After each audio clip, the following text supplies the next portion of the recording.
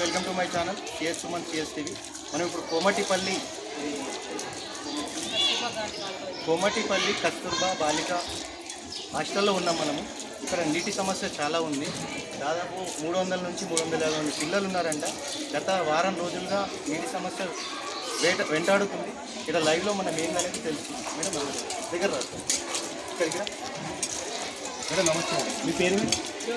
జ్యోతి. జ్యోతి. ఇది ఎన్ని రోజుల నుంచి కూడా సమస్య?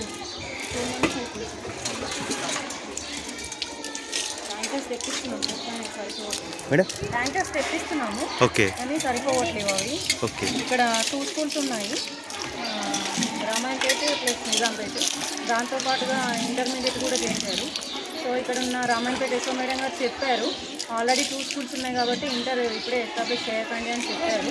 అయినా కూడా పర్వాలేదు, నిజాంపేట వాళ్ళని పంపిస్తాము, ఇంటర్ వాళ్ళని పెట్టుకోండి అని చెప్తే ఇంటర్ వాళ్ళని కూడా జాయిన్ చేసుకున్నారు.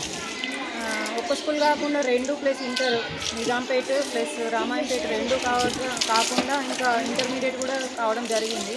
సో స్టూడెంట్స్ ఎక్కువగా అయ్యారు కాబట్టి వాటర్ కూడా, అంటే ఆల్రెడీ వాటర్ ప్రాబ్లం ఉంది ఇక్కడ, ఇంకా మళ్ళీ స్టూడెంట్స్ ఎక్కువ కావడం వల్ల ఇంకా వాటర్ ప్రాబ్లం అనేది చాలా కావడం జరుగుతుంది. ఇది ఎన్నాళ్ళ నుంచి మేడం ప్రాబ్లం? ఇట్లా మొన్న యాక్చువల్గా చాలా ఇబ్బంది. ఎన్ని రోజుల నుంచి భగీరథ వాటర్ అనేది వస్తుండే, వాటితో కొంచెం అడ్జస్ట్ అవుతుండే. ఆ వాటర్ కాకుండా మేడం వాళ్ళు ట్యాంకర్స్ కూడా తెప్పిస్తున్నారు, సరిపోవట్లేవు ట్యాంకర్స్ తెప్పించినా కూడా. డిఈఓ సార్ని వెళ్ళేసి అడిగాము, బోర్ వేయించండి సార్ అంటే, వర్షాలు పడతాయి కదమ్మా, మీకు బోర్ వాటర్ గ్రౌండ్ వాటర్ వస్తుంది, అప్పటి వరకు చూద్దాంలే అని అన్నారు. సో మరి ప్రాబ్లం ఎలా సార్ అని అంటే ట్యాంకర్స్ తెప్పించుకోండి అని చెప్పారు.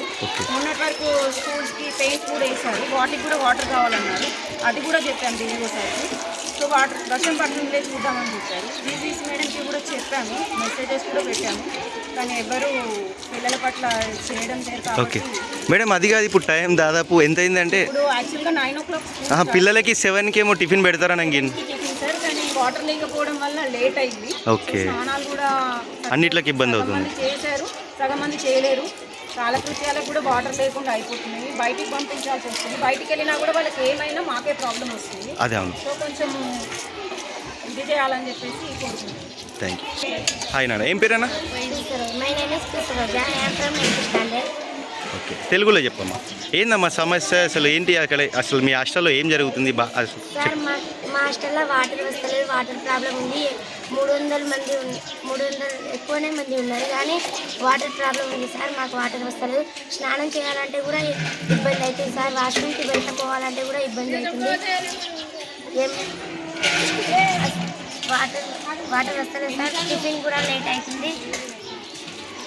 మీకు ఫుడ్ మంచిగా పెడుతున్నారా అమ్మ? వాటర్ రాక ఎన్ని రోజులు అవుతుంది ఇట్లా సమస్య ఉండబట్టి? అంటే వారం 10 రోజులు, నెల అవుతుందా?